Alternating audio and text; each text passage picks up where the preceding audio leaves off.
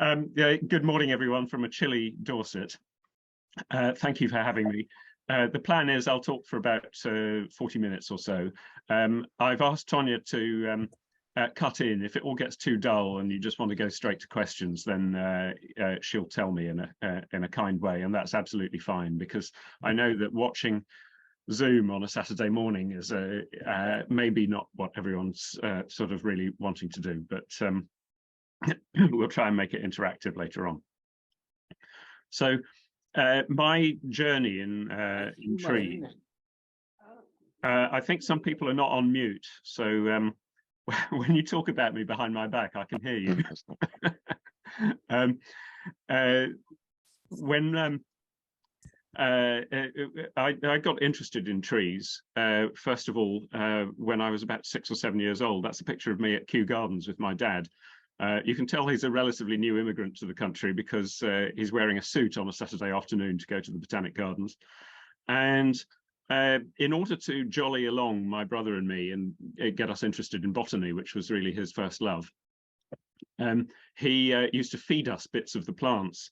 And these are a couple that I remember he fed us. And the one on the top left, you probably recognize as Dieffenbachia, which is a pot plant. And he used that experience, which was actually, he said, "Jonathan, this is going to be rather painful. It's a poisonous plant."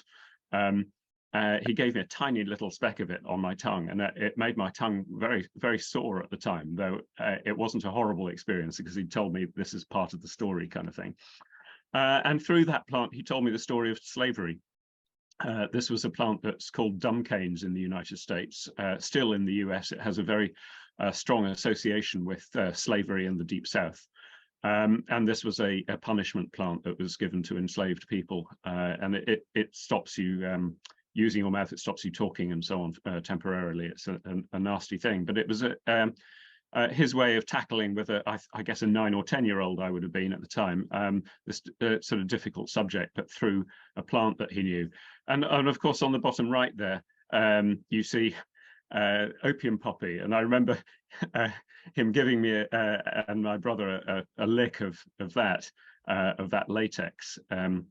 And the effect on my tongue was actually not very great. It just sort of gives you ever so slightly sort of numb sensation, not even as much as you'd get from putting a little bit of ice on your tongue. The effect it had on my school teacher was much more exciting, and they sent round a social worker to talk to my mum. But that gave me a sort of interest not only in plants, but also in the stories around plants, and the relationships between human beings and plants. And obviously, as a 10-year-old, I didn't articulate that, but that's really what was sort of brewing at the time. And over the years, I got more and more interested specifically in trees. And I was lucky enough to become a documentary filmmaker and sort of going around the world seeing trees and so on. And the more I learned about trees, the more amazing I thought they were. There are about 60,000 different species of trees. And they are incredibly diverse. Each of these kind of ridiculous constructions that you can see on the screen, they've all evolved to fill different environmental niches. There's on the top left, you can see this sort of crazy wax palms. I don't know if you can see, but at the very bottom of one of those wax palms, there's a person standing. Just kind of ridiculous thing, isn't it? And on the right there, that's coastal redwood, and I think my wife is standing at the bottom of one of those. It might come back to the quiver tree, the one in the middle there in Namibia a bit later on, but incredible diversity. And of course, many of these tree species are, as I don't need to tell this audience, are under threat now from climate change, biodiversity loss, habitat loss, and so on. In order to evolve into these niches, the plants of the plants have needed incredible sort of genetic diversity. And that's reflected in the shapes and the morphology that we see.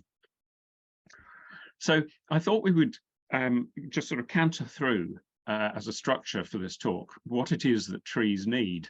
And I realize that this is a sort of rather anthropomorphic way of looking at things, but you know, let's think about the sort of basic things that people sort of often say are at the bottom of Maslow's hierarchy, the absolutely kind of vital things that you need and can't survive without. So, you know, obviously any living organism needs food, right? And if you ask a question, so I'm just going to ask a very sort of simple question that I've asked a lot of people in surveys. A little seed weighs hardly anything, an acorn, for example. A big tree weighs a lot. So if you have a bag of charcoal that obviously came from that tree, where did all the stuff come from? Where did all the mass come from? Now, over the years, I did, for 15 years, I had a visiting position at Bristol University. And one of the things I did was set a little test for science graduates, so they all got science degrees, who were embarking on a career of teacher training, of being a teacher. And the very first thing that I did with them was I gave them this little test. They didn't have to put their name on the paper. They weren't going to be shown up. And it turned out that every year, when I asked this particular question, where did all the stuff come from? Between 80 and 85% of the group, which was about 60 people each year, said that most of the mass of a tree comes from nutrients in the soil. And that's an interesting misconception, and it is one that most people hold. Now, this audience, I'm sure, doesn't need telling that the basis of all plant life is photosynthesis, and photosynthesis depends on water and carbon dioxide, clever chemical reaction that's powered by sunlight, turning into heavy stuff that you can kick and drop on your foot. So the answer, where does all the stuff come from, is that 50% of it, roughly, comes out of the ground, and that's the water that comes out of the ground. And another 50% of it, roughly, comes out of the air, specifically carbon dioxide gas, which is heavy. So the answer is the air.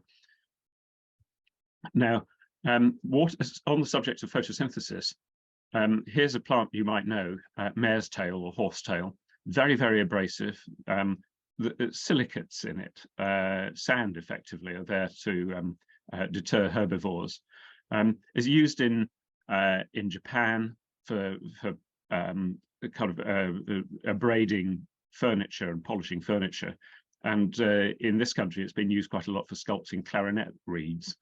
In traditional Native American tradition, it's been used to treat urinary tract infections. It's a very primitive plant, and so primitive that 360 million years ago, the big brothers of this tree, calamites, were massive, absolutely massive things, 160 feet high, and they didn't rot. And quite probably because bacteria and fungi hadn't really evolved yet to break down lignin, which is one of the chief components of wood. And they took about another 60 million years to work that out. So in the Carboniferous period, between 360 million years ago and 300 million years ago, pretty much all of the world's coal was formed. And you know, the trees didn't rot, mostly because of the bacteria and so on hadn't worked out how to. And all that carbon dioxide from the air was converted into wood and then into coal. And that's one of the reasons why it's completely bonkers to release 60 million years worth of carbon dioxide by burning it in a few hundred years. I mean, it's bound to do something to the atmosphere. Nowadays, dead wood does rot, and when it does, carbon dioxide goes back into the atmosphere. So building lots of wooden frame buildings is definitely a good idea, and as of course is buying lots of books which sequester loads of carbon. Hint, hint.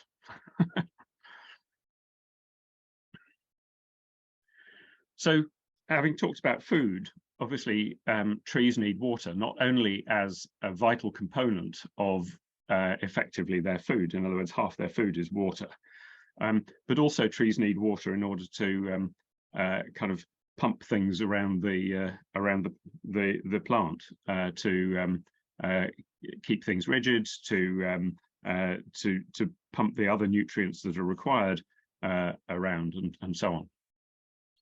And there's a problem here because I don't know if there's any engineers in the audience, but if you've ever tried building a pump that pumps something up to 100 meters, that's actually quite an engineering problem. That's a difficult thing to do.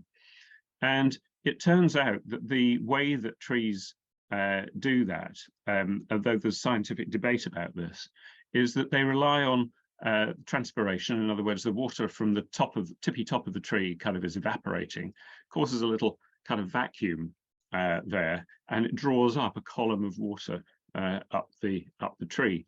And indeed, on very hot days, if you put your ear to a tree, to a very tall tree, you can hear some of those columns collapsing. They get little pops. Works better if you've got a sensitive microphone. But here's one of the amazing things that comes out of that it turns out that because of the basic laws of physics, with the present gravity that we have on the planet, trees can only ever be a certain maximum height. And that height is sort of about 120 meters or so. And it doesn't matter where you go in the world. The very, very tallest examples of the very, very tallest species are all about the same height, and they're all about the same height in the fossil record as well. And the thinking is that any taller than that, and the column of water that can be drawn up to the top can't be sustained. And that's to do with the basic physics of hydrogen-oxygen bonds. So I like the idea that anywhere in the universe where there's a planet with the same gravity as we've got, the trees will only be as high as we've got here, same height. So plants will go to any lengths to get water. So they need it not only as a component of photosynthesis, but for all those other reasons that I said. Now, this tree is called the Western Australian Christmas tree, or mujar in the local language. And look how it's absolutely sort of bursting with life, even in a rather dry environment. But mujar has a dirty secret, and it's that it is a parasite, or technically a hemiparasite. You can see it's got green leaves, so it is photosynthesizing. But it draws water and other trace nutrients from other plants around. And you can see that some of the other plants around are looking at a little bit short of water. So it sends out its roots over very long distances, 80 meters or more. And what it does is that it attaches a collar around its prey and then deploys these hydraulic secateurs. I don't know if you can see that, I hope you can, that snip the host root, and then it attaches itself and plugs itself in. Now, the way that the mujar sniffs out its prey is that it's following a sort of molecular trail, a particular trail of plant hormones. Some of those same chemicals are actually present in some plastics. And some of those plastics are used for insulating electrical cables. Now you can see where I'm going with this. For that reason, the beautiful mujar has been known to attack and sever telephone wires. And I sort of love the idea that this plant is fighting back against technology. That's mujar. Now, trees are mostly made of water and carbon dioxide, but they do need other nutrients too, even though they don't add a whole lot to the weight of the tree. And one of the ways they get those nutrients, obviously, is through the roots. But roots are sort of quite big, even though they're fine roots, they're sort of quite big compared with the molecules of things they're trying to suck up, and they're not ideally suited to getting some of the trace nutrients they need from the soil. On the other hand, fungi have much finer mycelium, the threaded structure that fungi have. What we see in the picture there are just the fruiting bodies. There's a whole, the fungus is a much bigger organism underneath in the soil. And what's happened is that for the birch, the life partner of the birch is a fungus, which I'm sure you recognise there, the fly agaric, Amanita muscaria. And the very fine filaments that you can see of the Amanita muscaria there, they plug themselves into the tree root, which is the thing that looks like a kind of the sort of angled structure here. And they grow right inside. This is a fantastic word for Scrabble, the mycorrhizal fungi, Mycorrhizae, and they plug themselves into the tree root. So this is the surface of the root, and you can see that the almost like a lung structure to get the biggest possible surface area inside the root. The fungus and the tree are sort of almost become one organism, but there's a symbiosis here, so that the fungus is getting nutrients from the tree that it can't make because it can't photosynthesize, so it's getting sugars, and in return it's picking up phosphorus and magnesium and so on, these trace elements that are very, very important for the tree, and giving those to the tree. So a very nice relationship. Interesting thing about the birch tree is that in northern climes, where the nights are very long and the winters are very long as well, in Finland and northern Sweden and so on, people have been experimenting with the life partner of the birch, which is that fly agaric fungus, and they discovered that there's a hallucinogenic drug in it, muscarine, and it turns out that that drug is not broken down in the human body. It has its effect and is then excreted. So if you drink the urine of someone who has been high on those magic mushrooms, but you know, these mushrooms, they're not magic mushrooms, but this particular species, then you will get high as well. And that's a well-known story, which is you know, obviously God's gift to a writer, and I thought I would best just check it. And it turns out that all those stories of shamanistic pee drinking rituals all converge back to one Russian traveler in the sort of 18th century, who was probably spun a yarn by the locals. The science is right; it would have that effect, but whether people actually did it rather than just eating the mushrooms is a whole other matter.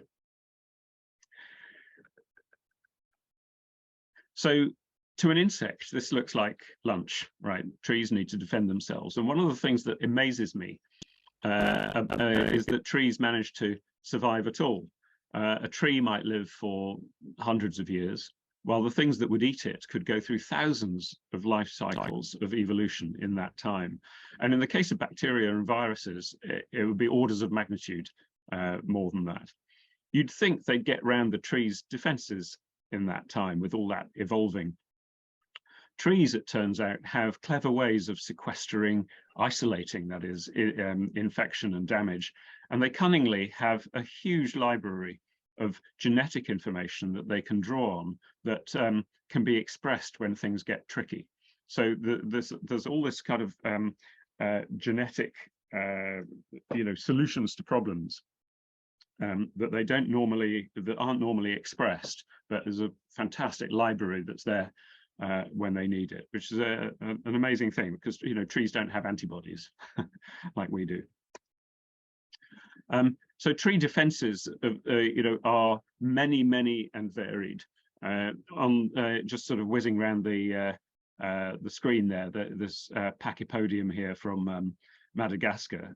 These are the size. These little prongs on them are the size and definitely the pain factor of you know, very substantial needles, very, very sharp, and you can't walk through a forest of these plants without, you know, ending up being covered in blood. You've got the other trees have evolved, spines and things in different ways to stop things eating them.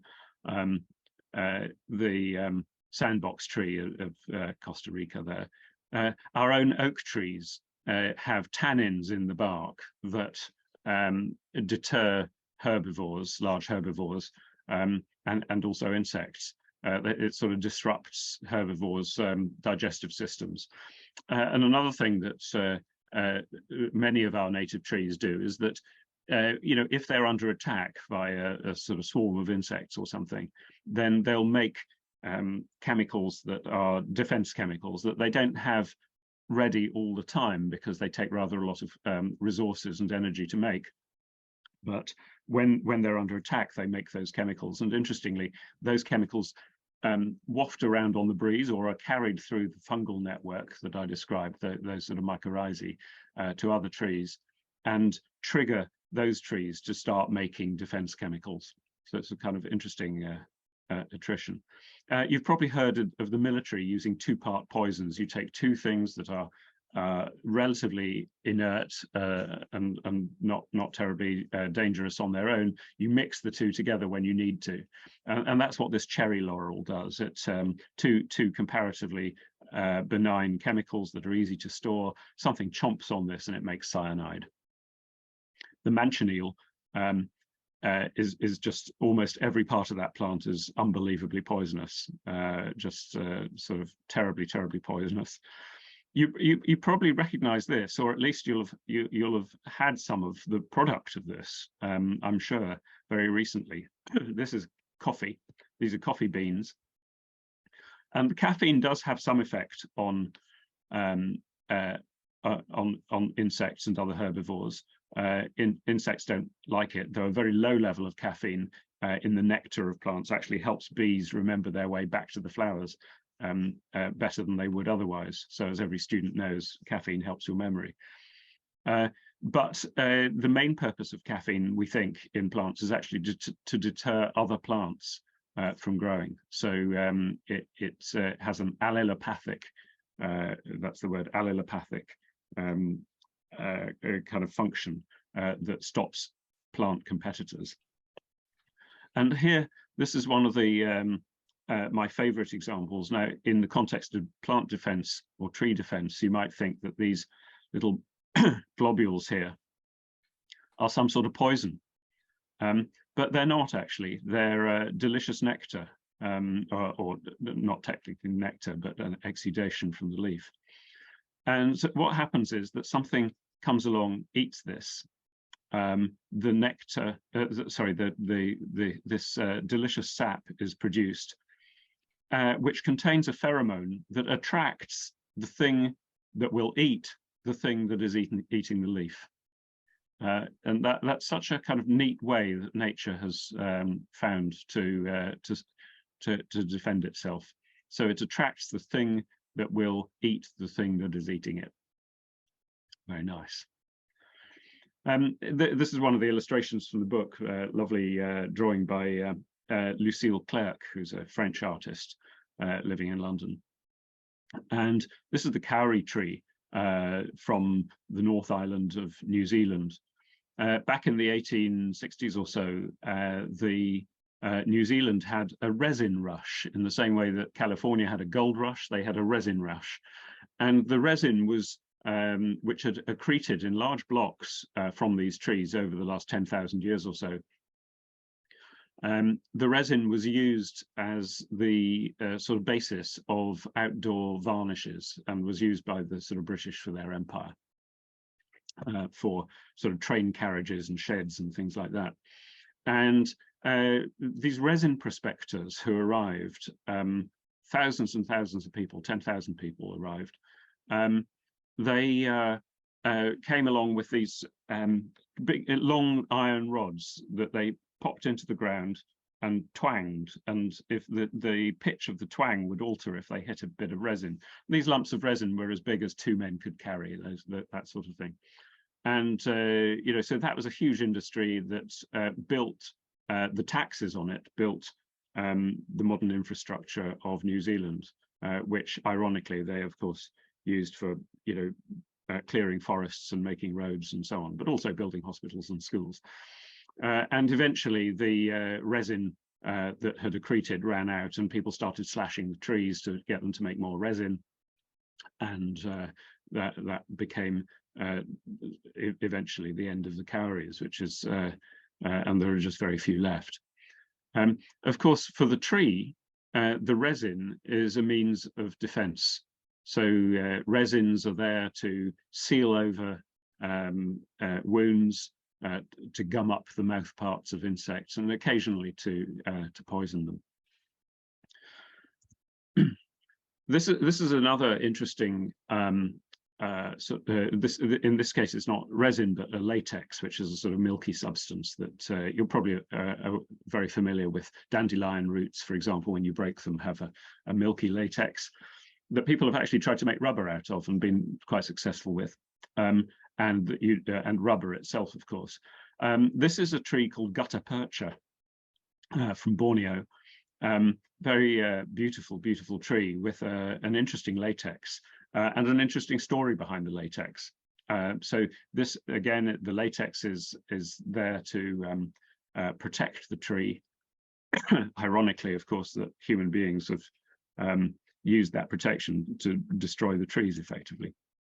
But in the sort of 1890s to 1910 kind of era, someone discovered that this was a material that could be molded, and they made all kind of kitchen implements. They turned out black, which is, it was rather strange. But there was a whole vogue for kind of kitchenware and I don't know, funnels and speaking tubes and things that were made out of gutta percha. And there were lots of gutta percha companies that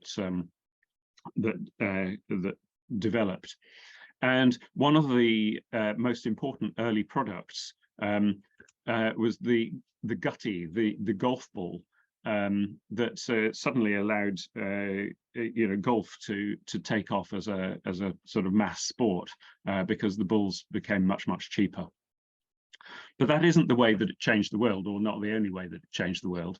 There was something else. And if you look at this stamp from Malaysia, this is a relatively modern stamp, you can see the gutta percha plant, very important to their economy. And what's this? On a postage stamp, it says submarine cable. And it turns out that gutta percha really did change the world, because the latex could be made into an insulation layer that you can just see in sort of black there, that would allow people to use submarine cables for telecommunications. It meant that people could suddenly talk to each other. And there were lots of swashbuckling companies that would that laid cables. This is a contemporary drawing. Laid cables around the world. Pretty soon, there were 250,000 miles of gutta percha insulated cables that, and all sorts of companies were springing up entrepreneurially to take advantage of this. So gutta percha insulation, the tree that allowed nation to speak unto nation. Amazing. This is another kind of sort of defense mechanism based on a sort of plastic substance, a plasticky substance in the sap of the Japanese lacquer tree. So I'm sure you're aware of lacquer. If you can imagine what people would have made of lacquer in years before there were plastics. So this is a material that is completely waterproof, built up in layers of sap painted onto wood generally. Completely waterproof, all sort of properties of plastic that we're familiar with. I mean, absolutely amazing material. And there's a sort of dark side to it as well. I mean, these drawings, by the way, are again by Lucille Clerc from the book. There's a dark side to it. There was a back in the sort of 18th 17th and 18th centuries, there was a sect of northern Japanese, rather ascetic monks, and they believed that they could become kind of living Buddhas, Sakushin Butsu, they called it, by drinking a tea made out of the bark of this tree. And they became sort of almost mummified while they were still alive, sort of plasticized. It was really rather grim. And this practice was only outlawed in about sort of Victorian times, 1860 or so. And rather alarmingly, when they died, they became very emaciated. When they died, their bodies often were so poisonous that they didn't decompose. And so when they were dug up after a certain amount of time, I think it's 3 years, if they hadn't decomposed, they were declared to be Buddhas. It's rather macabre, but interesting story about relationship between human beings and the defense mechanism of a tree. Here's one that's much more familiar in the UK. This is an alder tree. They often grow near water. They've managed to evolve a relationship with bacteria that live in nodules in the roots that can help them get nitrogen, particularly out of the soil, and there are various other adaptations to living near water. And one of the other features of this tree is that the wood from it really is quite rot resistant, and people have used that feature of that quality of the trees and the wood for making kind of sluice gates and clogs and things like that. The Italians went one stage further, and many of the piles on which Venice is supported in the Venetian lagoon are made out of alder wood. And those piles, 500 years and more old now, are still supporting, for example, the Ponte Vecchio and other very important buildings in Venice. Interestingly, alderwood, I'm sure you all read military manuals before bedtime, but alderwood makes the best charcoal for gunpowder, and is often still specified. Those people who make gunpowder, they often use charcoal from alderwood. And so for the Venetians, alderwood was an incredibly important strategic wood. Not only was it used for their amazing, or to support their amazing architecture, but it would also make gunpowder for their weapons. And of course, if you want to smelt steel, what you needed was what you needed was high temperature from good charcoal. So steel, architecture, and gunpowder. Their shipping industry in the sort of 14th century was absolutely sort of critical to projecting their power, and they could make on a production line at a building they called the Arsenale, or the Arsenal. That's given us the word. They could make one ocean-going ship fully kitted out with weapons and so on. They could make one a day, which is extraordinary, absolutely extraordinary feat, but based on alderwood. I'm just going to skip over a couple of things because of time. So one of the things that trees need to do is to make more trees. The quick and easy way of doing that is with suckers, where you create clones or identical twins. But that makes trees very vulnerable because they're genetically identical. All the aspens in this picture are genetically identical to each other, which means that when something succumbs to a disease, they all might be vulnerable. So sexual reproduction is the way to go. And trees do that with pollen, which carries the male sex cells, very biologically active, which is why so many people have hay fever and so on. And if you have hay fever, the trees that will affect you are obviously the ones that are wind carried. But of course, sending out your pollen, to the wind, hoping that the male sex cells happen to land in exactly the right place on a flower of the same species and in exactly the right point on the flower, is all a bit hit and miss. So a better way of doing this, much more efficient, is to deploy something as a go-between, and those go-betweens are insects or other animals. And in return, they get a dose of nectar. So the horse chestnut, for example, is a good example of that. And the horse chestnut, changes colour. The flowers go red once they've been visited by an insect, which saves everyone a lot of bother of creating more nectar or more flying around. And insects don't see red very well, which is why you always clear wasps' nests at night with a red filter over the torch.